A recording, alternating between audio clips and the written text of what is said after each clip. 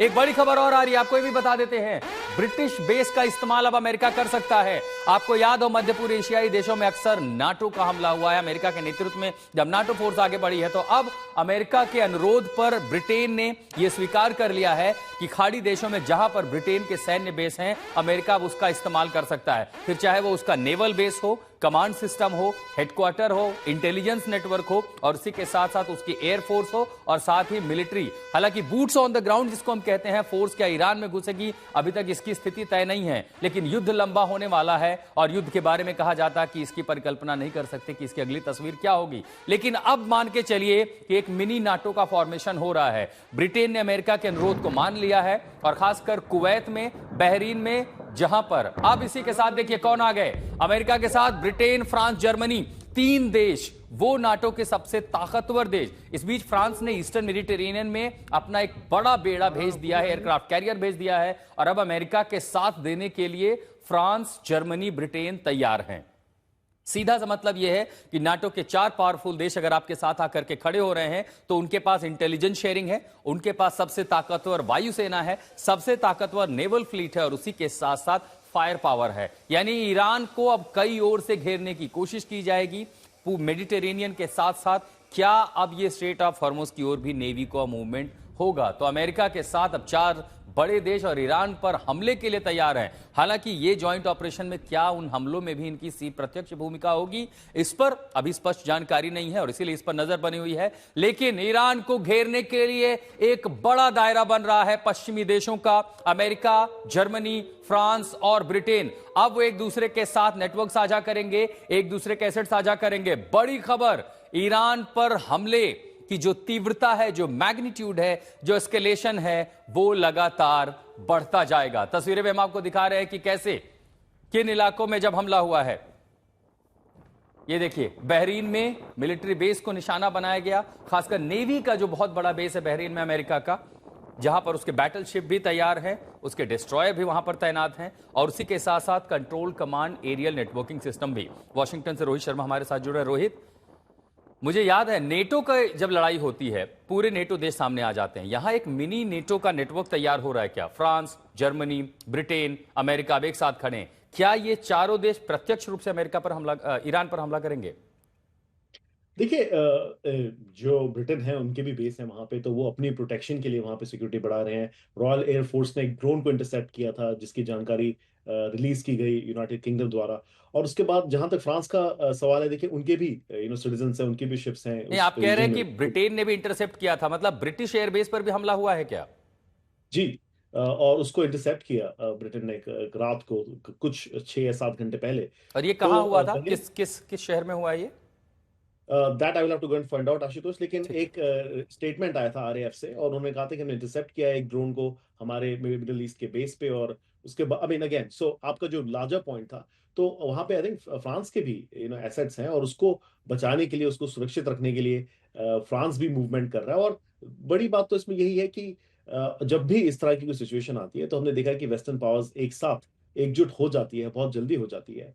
तो intelligence sharing तो ये करते ही हैं, हम 5 आइव्स के बारे में सब हर कोई जानता है। तो कहीं ना कहीं आई थिंक एक फायर पावर को थोड़ा ज्यादा समर्थन मिलेगा, अमेरिकी फायर पावर को इजरायली फायर पावर के साथ, और खुद के एसेट्स को बचाने के लिए भी ये मूवमेंट्स की जा रही है। और जो उसकी जानकारी आप दे रहे हैं, वो मिनिस्ट्री ऑफ डिफेंस की ओर से जानकारी आई भी है कि Royal Air Force Typhoon operating from Qatar as part of joint UK Qatar Typhoon squadron successfully took out an Iranian drone. जो कतार की ओर, ये दरअसल कतर में हुआ था, कतर में आगे बढ़ रहा जी। था, जिसको ब्रिटिश और कतर की जो ज्वाइंट ऑपरेशन है, उसमें इस ड्रोन को मार गिराया गया है। यानी संभवतः यही एक बड़ी वजह है कि ब्रिटेन को लग रहा है कि अगर वो अमेरिका के साथ खड़ा होगा तो उस पर भी हमला हो सकता है। तो बड़ी एक और बड़ी खबर आ रही है, मध्य पूर्व में तनाव अपने चरम की ओर पहुंचता हुआ, एस्केलेशन लैडर लगातार, अमेरिकी ठिकानों को भारी नुकसान हुआ है। ईरान ने दावा किया है कि उसके ताजा मिसाइल और ड्रोन हमलों में कुवैत और बहरीन स्थित अमेरिकी सैन्य ठिकानों को नुकसान हुआ है।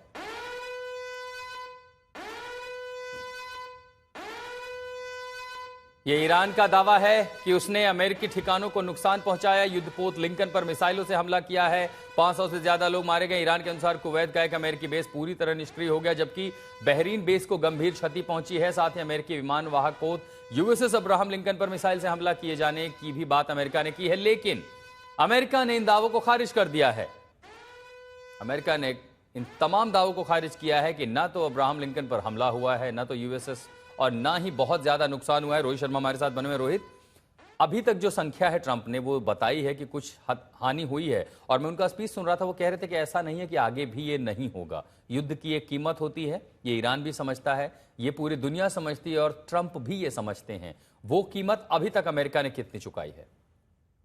देखिए, 3 अमेरिकन सोल्जर्स की जो है उनकी शहादत हो गई है इसमें।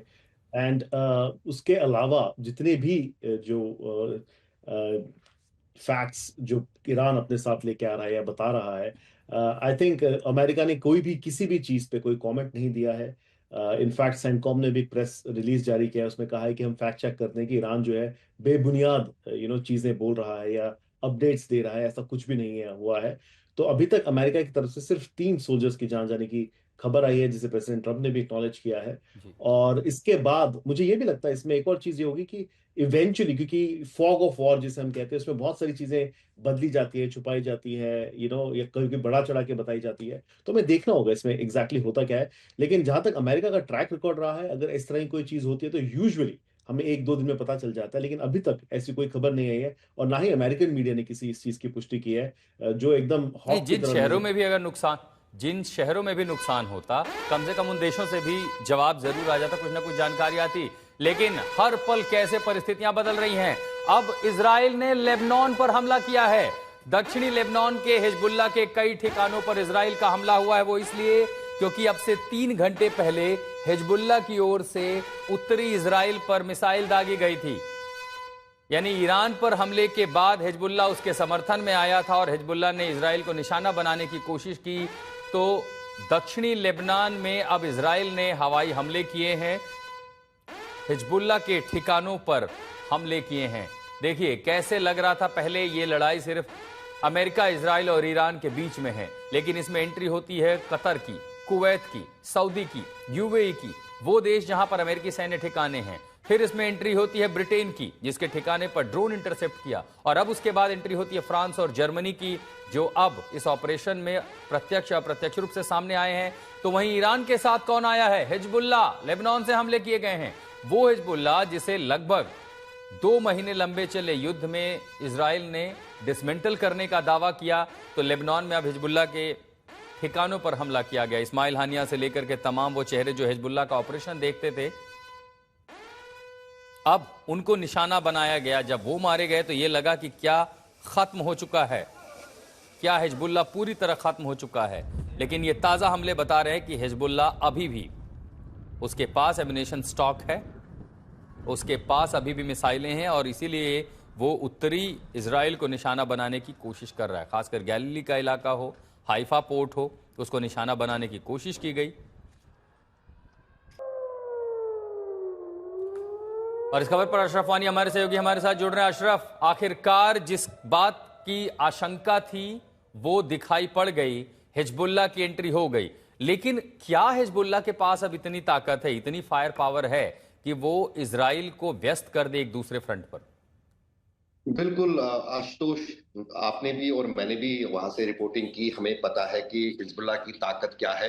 हिजबुल्लाह सबसे बड़ी मलेशिया ईरान की है लेबनान में, और वो रुके हुए थे। वो भी माना जा रहा है कि सुप्रीम लीडर ने ही उनको रोका था कि यदि सीज फायर हुआ है, चलो कुछ मौका दिया जाए इजराइल को। तो 1 साल से भी ज्यादा समय से वो सीज फायर को फॉलो कर रहे थे, लेकिन इजराइल की तरफ से हिजबुल्लाह पर हमलों में कोई कमी नहीं आ रही थी। और आए दिन जो है कोई ना कोई हिजबुल्लाह का कमांडर जो है इजरायली स्ट्राइक्स में मारा जा रहा था। पिछले 1 साल के दौरान ये पूरी कहानी है लेबनान की। लेकिन पिछले दिनों जब दोनों देशों के बीच, ईरान और इजराइल और अमेरिका के बीच में तनाव बढ़ रहा था, तभी जो है सुप्रीम लीडर जो हिजबुल्लाह के जो प्रमुख हैं, उन्होंने ये कहा था कि यदि ये दोनों देश यानी इजराइल या और अमेरिका और ईरान के बीच जंग भी होती है, वो न्यूट्रल रहेंगे, वो इसमें कोई पार्ट नहीं रहेंगे। लेकिन उन्होंने डेडलाइन तभी ये जाहिर कर दी थी कि यदि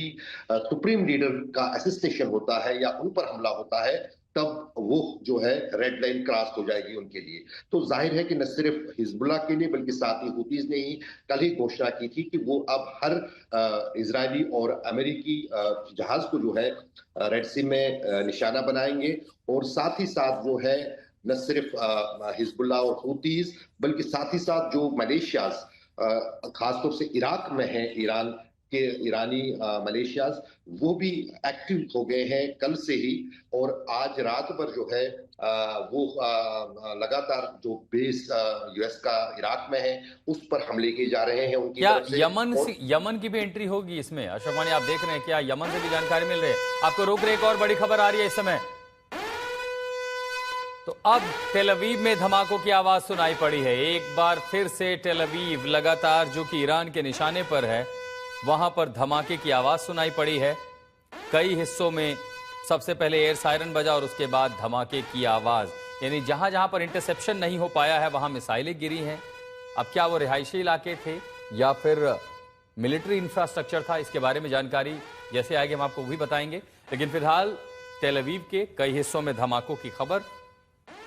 ईरान के हमले में लगातार इजराइल को निशाना बनाने की कोशिश, और इजराइल की मुश्किलें इसलिए बढ़ सकती हैं क्योंकि अब उत्तर से एक बड़ा खतरा हिजबुल्लाह का, वो हिजबुल्लाह जहां सीज फायर हुआ, सीज फायर के बाद वो शांत हो गया, लेकिन एक बड़ा सवाल है जिसके जवाब के लिए अशरफ वानी का रुख कर लेते हैं एक बार फिर से। अशरफ, यमन की ओर से मैं जानना चाहता सवाल, क्या यमन की ओर से हूती जो विद्रोही हैं उन्होंने अपना रुख को स्पष्ट किया है? क्योंकि सबसे पहला जो एलिमिनेशन था हमास युद्ध में, एक बड़ा चेहरा वो हूती कमांडर का ही था। बिल्कुल, हुतीज ने भी कल ही साफ किया था कि वो अब जो आयतुल्लाह खमेनी के मारे जाने के बाद वो अमेरिका और इजराइल के खिलाफ युद्ध दोबारा न सिर्फ शुरू कर रहे हैं बल्कि इसमें तीव्रता ला रहे हैं। और आपको पता है कि हुतीज के निशाने पर न सिर्फ इजरायली और अमेरिकन जहाज हैं बल्कि साथ ही साथ जो पूरी तरह से रेड सी में जो जहाजों का मूवमेंट है, और उनके पिछले 3 साल के दौरान भी उनकी तरफ से जो ये हमले हुए थे इन जहाजों पर काफी सटीक रहे थे। और यहाँ तक कि माना जा रहा है कि जो समंदर में एक्टिविटी चल रही है उसमें हुतीज ही की तरफ से जहाजों को निशाना बनाया जा रहा है। और साथ ही साथ जो न सिर्फ हुतीज और हिजबुल्लाह बल्कि जो अभी आप बात कर रहे थे कि लगातार जो है तेल अवीव हो या फिर नॉर्दर्न पार्ट्स हो, हैफा हो, वो लगातार अब ईरान के निशाने पर है। न सिर्फ वहां के रिहायशी इलाके बल्कि खासतौर से जो सबसे बड़ा सुरक्षा कवच इजराइल ने बनाया था यानी शेल्टर होम्स, उन शेल्टर होम्स को अब इजराइल के ईरान के बैलिस्टिक मिसाइल जो हैं वो टारगेट कर रहे हैं। और हमने कल देखा कि किस तरह से एक शेल्टर को जो है वो ईरान की मिसाइल की चपेट में आया जहां पर कई सारे लोग मारे गए हैं। और जो अंदाज से कैजुअलिटीज बढ़ रही हैं और जिनको इजराइल मान रहा है कल 8 नागरिकों की जान गई थी इजराइल में, तो जाहिर है कहीं ना कहीं जो बेंजामिन नेतन्याहू पर है अब डोमेस्टिक दबाव भी बढ़ेगा, जिस तरह से ट्रंप पर अमेरिकन कैजुअलिटीज के साथ दबाव बढ़ रहा है।